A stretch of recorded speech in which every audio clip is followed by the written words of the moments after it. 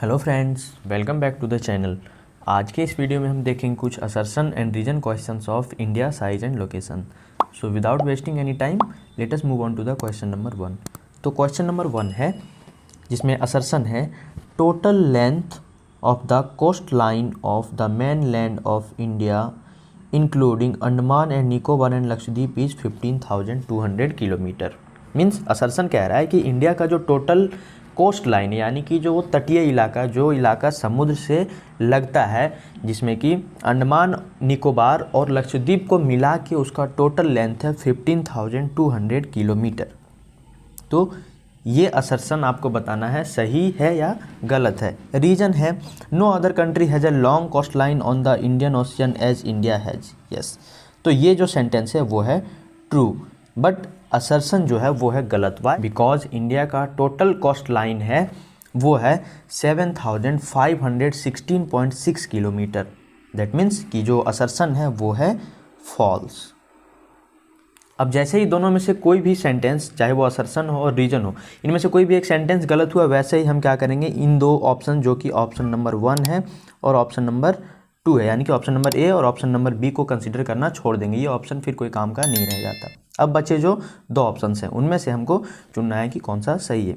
तो यहाँ पर हमको सीधा दिख रहा है कि जो असर्शन है वो फॉल्स है और रीजन है वो ट्रू है। दैट मीन्स जो राइट आंसर है वो होगा option number D, which is assertion is false but reason is true.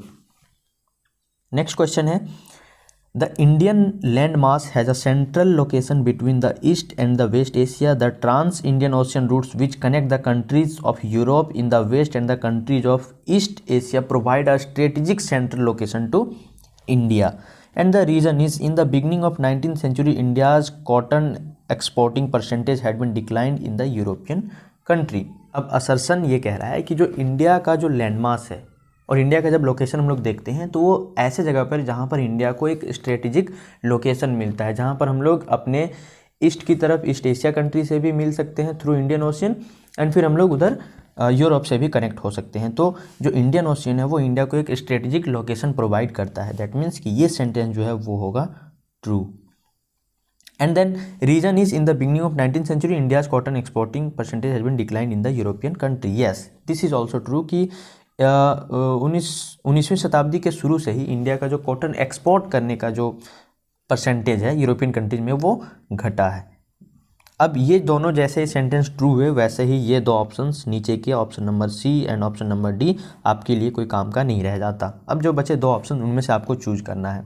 तो ये क्या होगा, हमको बस अब डिफाइन करना है कि ये जो रीजन है वो असर्शन का करेक्ट एक्सप्लेनेशन है या नहीं है। तो हम लोग इसमें जैसे बिकॉज लगाएंगे वो सेंटेंस बिल्कुल क्लियर हो जाएगा। ठीक है, तो यहाँ पर हम लोग देखेंगे द इंडियन लैंड मास है central location between East and the West Asia the trans Indian ocean routes which connect the countries of Europe in west and the countries of East Asia provide a strategic central location to India because, since या therefore, हम लोग इन तीनों में से किसी का भी use कर सकते हैं। Therefore in the beginning of 19th century India's cotton exporting percentage had been decline in the European country. तो इसका जो सही आंसर होगा वो होगा ऑप्शन नंबर ए, यानी कि जो दोनों असर्शन और रीजन है वो सही है और जो रीजन है वो असर्शन का करेक्ट एक्सप्लेनेशन है। नेक्स्ट क्वेश्चन है India's contacts with the world have continued through ages and have contributed in the exchange of ideas and commodities since ancient times. The various passes across the mountains in the north have provided passages to the ancient travelers. ठीक है, assertion क्या बोल रहा है कि India जो है वो है ना, वो पूरी दुनिया को बहुत सालों से अपने आइडियाज़ और अपना कमोडिटी यानी कि जो सामान है वो दुनिया के साथ हमेशा कंट्रीब्यूट करता रहा है एक्सचेंज के रूप में। ठीक है, तो ये जो सेंटेंस है वो होगा बिल्कुल सही यानी कि ट्रू। और फिर रीजन है the various passes across the mountains in the north have provided passage to the ancient travellers, यानी कि कह रहा है कि जो एंशियंट ट्रेवलर्स जो होते थे, जो इंडिया में आते थे, वो कहाँ से आते थे, तो हमारे जो नॉर्थ में जो माउंटेन है वहाँ पर माउंटेन पास जो होता है वहाँ से वो आके इंडिया में इंटर करते थे।